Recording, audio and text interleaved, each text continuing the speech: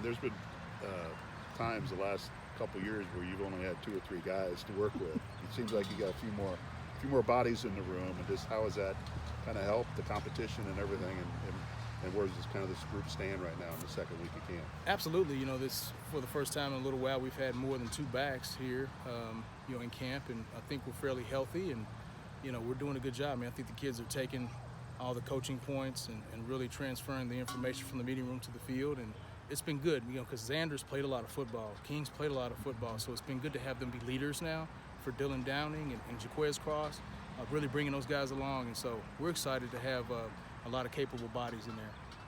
What are you looking for from Xander? He says he's the #1 guy right now. Well, I mean, he's an all-conference back. I mean, and that people need to realize that, you know, he was all-conference last year. Now, last year doesn't determine what we do this year, but I think he earned the right to be the guy. You know, he's made a lot of plays in this league, and he'll continue to do that. He's a yak guy. I mean, if we're looking for 85-yard touchdowns, I mean, that's not really his forte, but it's a lot of yards after contact. He was second in the Big Ten in yards after contact last year, and he catches the ball very well. I've challenged him in a couple areas, specifically short yardage and goal line. He needs to be better. He needs to run harder, be a 230-pound man in some of those situations, but overall he's doing a really good job this camp. A lot of emphasis in the offseason on improving the running game. Just where do you feel like you guys are at?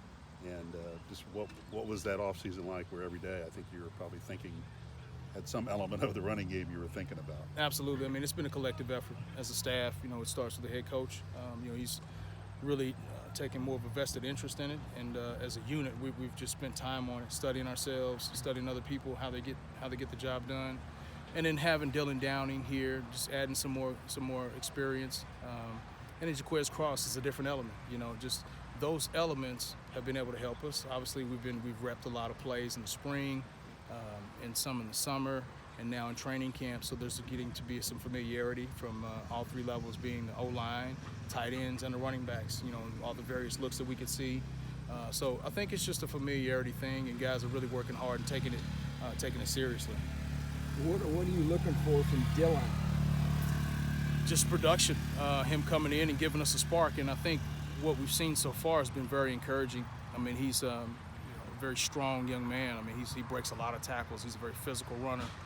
He's very sturdy, low to the ground, has very good contact balance. It's kind of hard to get him off balance. He's kind of one of those guys that, like a cat. I mean, you can't ever drop a cat on his head. I mean, he's one of them guys that no matter how you hit him, he's going to always have a base and be able to continue to fall forward and get yards. 'Cause, I mean, in this league, as much as we all like home run hitters, and I'm all about that, this is the Big Ten, and there aren't many home run hitters in this league. I mean, it's all about being tough and physical between the tackles.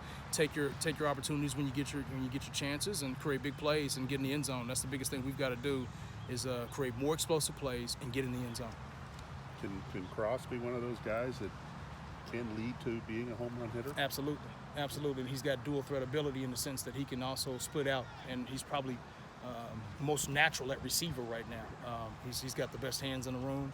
He knows how to set up routes for success. So, you know, he can be utilized in the passing game as well. But I think right now, early on, his success will be on the perimeter. If we can get him on the perimeter until he gets a little stronger. But he's done a good job. He's already gained 20 pounds since he's been here. So it means a lot to him.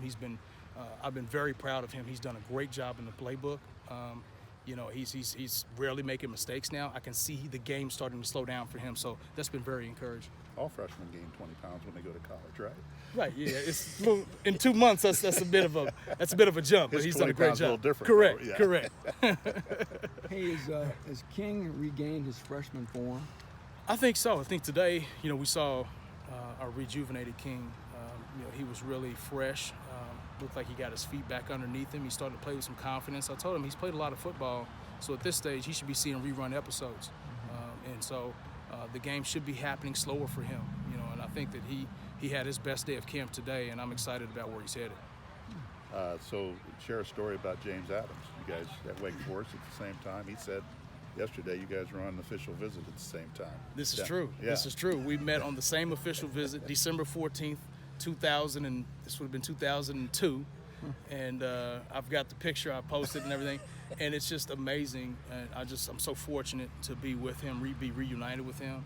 Him and Coach Lambert. I mean, Coach Lambert knew us when we were both 17-year-old freshmen, or incoming guys on our official. And so for him to see the growth between us has been awesome. But James and I have got quite a few stories. I mean, plenty. And you know, it's so great to have him back. He's such a great coach. He really dives into the guys, and I think his players are really taken to what he's telling them and really buying in. What is it about Wake Forest and Purdue guys?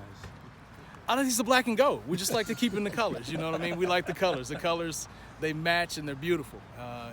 So we definitely want to come here and do all that we can to get this program back on track into a Big Ten championship.